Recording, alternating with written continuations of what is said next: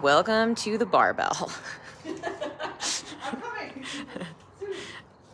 What is it going to be today? There's 3 barbells set up, which We don't know. you're not in the camp. not. She's going to yell at me. Are you going to do that with your flip-flops on? No, I'm going to take them off. I do think, actually, no, side view's probably good. I will flip It's pretty much a side view. I'll keep my eyes on it. I'll roll it. All right, awesome. So you can see all of me. Yeah. Okay. I mean, Welcome. it's technically not 4. Oh. You have 1 minute. Do some witty banter. Somewhat. Witty banter in the I meantime. have no witty banter. She really doesn't. She's not good at that. Thank you. Okay, it's 4. Okay, awesome. I'm just being an Okay, asshole. Cool. I am not warm. I just got off a bunch of meetings and sitting on my butt. So, but we're talking about sumo deadlift. Can you hear me over the traffic really? It's I don't know. Yeah. okay. We're talking about sumo deadlift today, and if you haven't watched our conventional deadlift training, please go back and watch that. I'll cover a few things that I covered in that, but I'm not going to go into too much depth because I covered a lot of things in depth in that training. So You can touch on it again. But I'll touch on it. Yeah. But I won't be as detailed. Okay, sumo deadlift is my favorite. So this is how I pulled in competition. What kind of a competition? Powerlifting competition. And this is the lift that I reached 3 times my body weight. Pretty close. I think it was like 5 pounds off. That was my body weight, which is cool. In competition. So this is a great lift. This is a lift that women in particular love a lot of times because we have a lot of leg power, right? Well, unlike me, I'm actually kind of less, but it's fine. So as far as sumo deadlift goes, with conventional, we talked about last time, it was hands outside the legs. So what really defines a sumo deadlift is hands inside the legs, right? And look, I automatically did this. No, Heather. So for the sumo deadlift, that is the rule, right? Is hands inside the legs. But we're going to go over a lot of different things of how to optimize this lift as well if you're doing it in the gym. So I have a deadlift bar here, but you can use obviously any normal 45-pound bar. Do you want to spin it? Like front. You want to spin it for this? For your setup? Yeah. So I have a deadlift bar. I do like to cover bars sometimes in training because it's nice, especially when it's squat, bench, or deadlift. If you see a bar in the gym that looks a little bit longer, maybe a little bit thinner, and there's no knurling in the middle, and there's still only one set of rings, chances are it might be a deadlift bar. You do not need to use a deadlift bar, people. No, you That's don't, intense. But I'm just telling you Yeah. what they look like. Oh, you right. You can totally use a normal 45-pound bar. Yeah. As well. You can even use an Olympic bar for this. It doesn't actually matter. Yeah. The difference, though, that I did want to mention, and what will make a difference, and you will feel it if you happen to go to a gym and they do have a deadlift bar, is the width in the bar and the amount of slack that you can pull up. The deadlift bar is big. So you'll be able to lift more, yeah? Yeah, so you actually have to pull slack out more. But you tend to be able, I don't know that you can lift more. People tend to be able to lift a little more, but you do have to get used to the actual pulling the slack out and do it better, or you won't be able to lift more. It's just different. It just changes the way you lift. Yeah. So, okay, so with the sumo deadlift setup, you're going to have your hands inside of your legs. One thing you're not going to do is conventional deadlift with a wide stance. So that would be toes facing forward, right? With the sumo deadlift, the point is to actually externally rotate your hips a little bit more so that you are doing less hinging, really, and almost more, I'm not going to say a squat, but there's still hinge involved. More knee flexion? A little bit more, yes, thank you, knee flexion involved here. So for me, most people like to do something between, 45 degrees or a little bit more. I've seen people with really wide stances go like crazy toes out. I do not recommend that. I like a nice mid point with mine. And I also like to do shins vertical. So just like we do with bench, where it was elbow and wrist on top of each other. For the sumo deadlift, you're going to stack your knees over your ankles. So for me, that's somewhere around the deadlift bar. Knurling? What is this called? Knurling? Rings. Oh, the ring? Rings. Sorry, yeah. Rings. But if you're competitive and you get get really strong, you can go wider. Like you may have seen some people with crazy wide deadlifts. Please don't squish your feet. Don't recommend when you're first starting out. That's something you can always build into, again, with the goal of powerlifting. Reduce range of motion is the goal. So, but most people here are on powerlifting, so I probably wouldn't do that. Exactly. For most people, it's going to be knees over the shins. Now, again, the amount of turnout in your toes is going to vary based on a lot of things that are going on in your hips.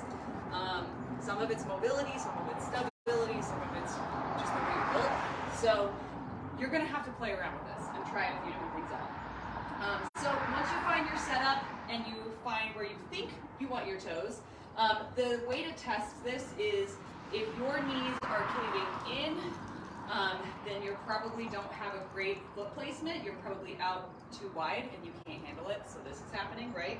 So you want to make sure that you can track, just like with a squat, your knees track your toes, right, the whole time. With the sumo deadlift, your shoulders are going to be different. So with a conventional deadlift, your shoulders are in front of the bar a little bit. With sumo deadlift, I'm going to go finally. Yep, that's good. Your shoulders are actually going to come up over the bar. So it's almost like the bar is right underneath your shoulders. Now, that's not always the case. It depends on your levers, right? Just like with squatting, there's some variation with high and low bar. With sumo deadlift, if this position has you so upright that you feel like you're doing this, then you're going to want to raise your hips a little bit and get the shoulders back over the bar. That's okay. It's okay. It's somewhere between here and here, right? And everybody's different. But what you'll notice when you pull, if your hips shoot up, then you probably want to start with them a little higher and hinge a little bit more. That's kind of the main point with both sumo and conventional. Like, it's all varying on wherever the movement starts and your hips stay still, that's the right position for your hips, okay? So you'll hear a lot of people be like, oh, well, try to wedge in the bar and get your chest as upright as possible. I'm not really a fan of that because now I'm just... Yeah, now you look like you're about to... Yeah, you look like you're about to fall over, too. If you have really strong adductors, there are some people who can do this, but it's kind of crazy and it's yeah, not really a deadlift. Still a deadlift, y'all. So I like to hinge a little bit. My shoulders are kind of over the bar here. My hands, I like them directly under my shoulders for the sumo. For conventional, I've heard that people like them a little more narrow for sumo, because with conventional, think about it, you got to clear your legs. But with sumo, you have all kinds of options, right? You have all this space to play with. So I think directly on their shoulders is best. And double overhand again is going to be your best bet with sumo as well. But like we talked about in our last video, if you have to mix grip at really heavy weights, et cetera, you can. But if you're not powerlifting or competing, I recommend really just getting strong in that double overhand. Okay. Cool. So, what am I missing here? You got the setup. Yeah, actual execution. There's a lot to the setup. Okay? There's sure. Well, I think it's good because people get confused on like what it's a deadlift, but people, like how. Right, exactly. So all that was really good. Yeah. Good. Okay, good. Yeah. It's still a hinge. It's just got a little more squatting in it. Yeah. Okay, so I've got my setup. Now, the key here, again, is going to be pull slack out of the bar. Very, very important. And you want to feel like you're pressing the ground away from you.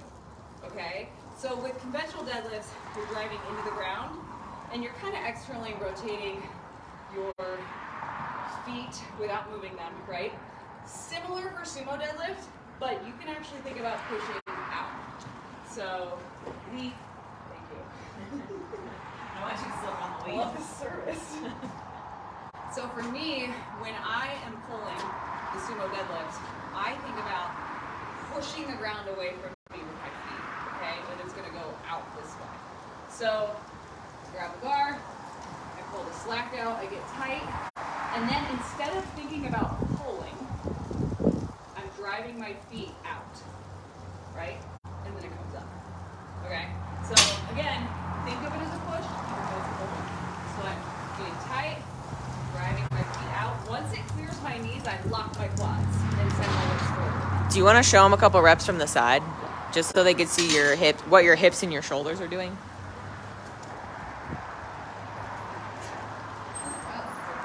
Yeah, it's been a hot second. Get set up, pull tight. Boom. So Now, hips, I'm going slow. yeah, But hips and shoulders still rise at the same time, coming up at the same time. just like conventional. Yep. But a lot of people think of the sumo as a 2-part lift. Yeah. And that's because the lockout can be a struggle for some people. So they think whenever they clear their knees, lock the quads and squeeze the glutes, right? And so you may see people do this. You don't want to do that. Yeah. You definitely don't want to squeeze the glutes before you lock the quads. Okay? Yeah. So if you're going to do one first, even though they should happen simultaneously, knees and hips. If you get stuck, it's really heavy, whatever, it's a hard day, definitely do the knees first. Yeah, to protect your back. Protect your back. Because if you do the glutes first, you're going to lose everything here.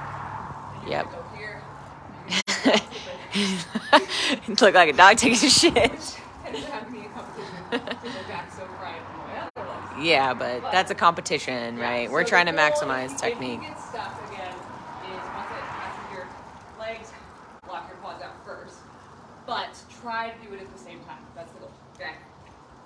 Okay. What about like lowering it?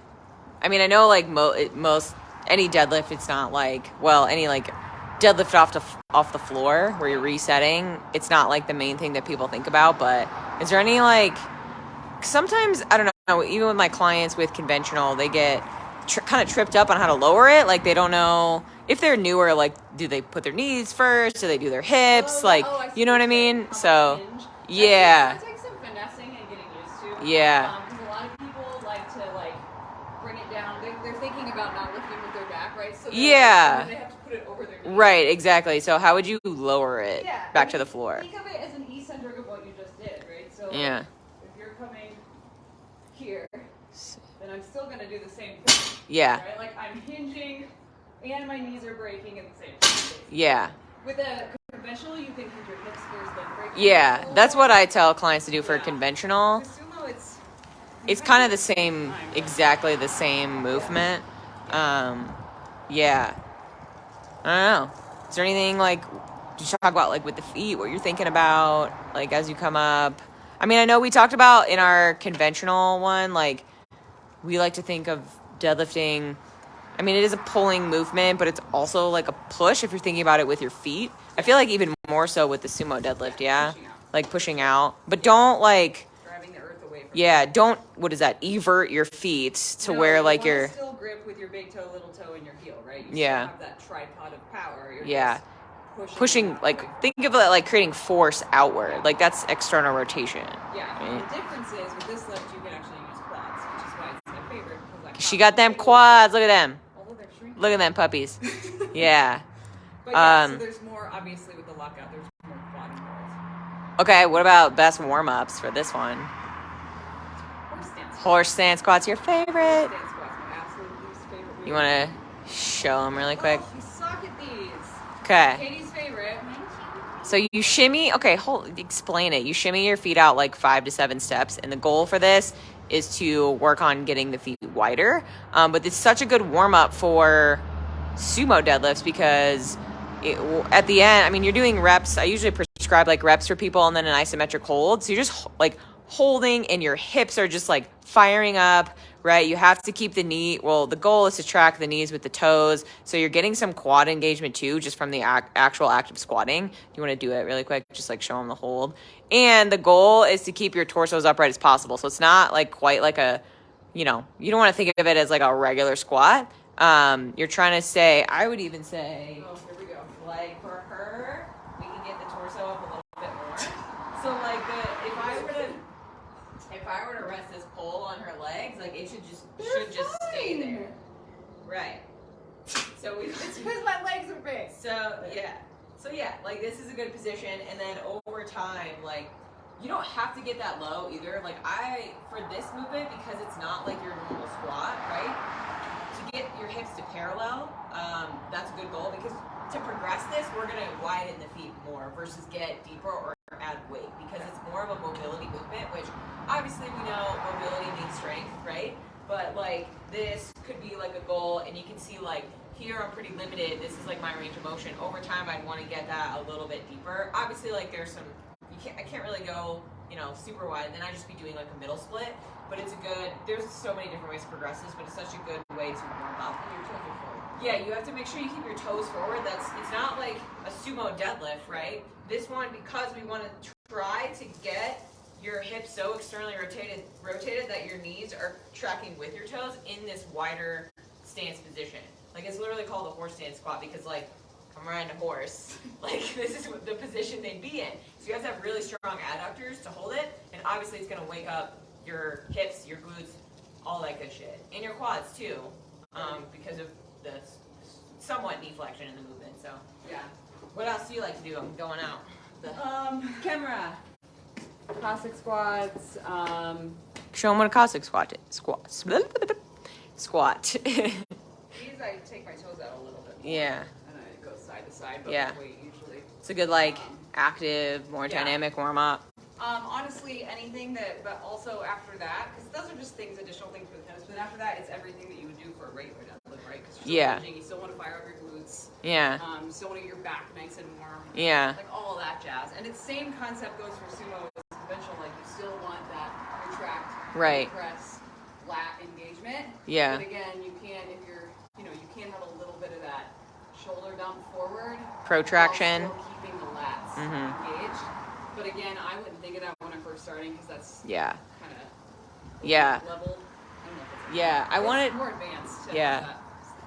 I wanted to touch on the horse stance squats because I feel like most people have really fucking weak adductors. So and tight, quote unquote tight / weak. So I just feel like that's a really good one. We're good. You're Sorry. good. Okay. Anyways, you can. What was I saying? I don't know, but I want to get back to the deadlift. So. Oh, okay. Sorry. Go ahead. Bye. Okay, we can keep talking about warm-ups. No, it's good. I think that'll be an interesting topic, but I want to cover. That's true. Okay. So just to recap, because I feel like this is the most important part, seeing it from the side. A lot of people will get into sumo and they'll either be here, which is not what you want, or they'll be Like a wide stance conventional. here, which is not what you want, right? So you want to find that nice middle ground where your shoulders are over the bar, and you can wedge your hips appropriately. But you're not here in a squat. You're still wedging, and your hips are at the height that they're going to be when the bar comes off the floor. That's the key takeaway from sumo. Cool. Is that it? I feel like I'm forgetting all kinds of stuff. I don't know. I don't think so. Yeah, I mean, it's not that hard. It's not hard. like, yeah. Like, it's hard to figure out your ideal stance, your ideal hip position, how far should your feet be turned out. Like, the first couple of years I was powerlifting, I was freaking out about all of that stuff. And I was like, well, what if I just move my feet, 1 inch in, blah, blah, blah, blah. But in reality, like, whatever position, find the position most optimal you can, but you're going to get strong in whatever position you train. So just try to be consistent. Also, like, we're not trying to overcomplicate this. Like, we're not going to talk 20 more minutes about, like, this, and this. It's like, we gave you the tips for the setup, so you actually, like, know the difference. So now just execute and get better at it, and think of it as a skill that you're practicing, so you can get stronger. But, yeah, like Heather said, whatever position you're training, you're going to get stronger in, and it'll just become, like, your second nature as far as, like, setting up for it, so. I will say that one of the things I run into in gyms, specifically commercial gyms, is a lot of times they'll have like a wood platform, and we know for deadlifts, for every lift really, but definitely for deadlifts, you want as flat a shoe as possible, or socks, bare feet, or bare feet if you're working on your garage, or if your gym allows it, whatever. But I know for sumo in particular, like when I had to work out at an actual gym and I had to either wear socks or even deadlift slippers, that wood surface would be so slippery, and so be careful. Yeah. Because I would slip, and you can just yeah. Oh fuck yeah. So I mean, kind of keep that in mind when you're lifting. Like I would always take it off the platform if I could, if they had like floor like this, and I would do my sumos there, or if they have a platform that has these on the side, kind of like an Olympic lifting platform, and then the wood in the middle. If your sumo's wide enough that you can only step on these, that'll work. But that's just like a word of caution, because that's happened to me so many times. Word of the day, or I don't know, get a home gym. Word of caution, lesson of the day. Yeah, get a home gym. That's our story. Right, I feel like you're totally cool. Something, and I'll remember it later. Well, drop any questions if you have them on the sumo deadlift or whatever in general. But yeah. Cool. Yeah. All right. Sweet. Peace out, y'all. If you guys are just joining, we're going to repost it right now so you can watch. Yeah, and if you have videos of Peace. you doing the sumo deadlift and you want feedback, like you're not sure what's happening, post them in the group. Like, that's Yeah. what this group is for. Post your videos. We want to give you feedback. Yeah, we can analyze your form for free, y'all. We charge a lot of money for that shit. Okay, peace out.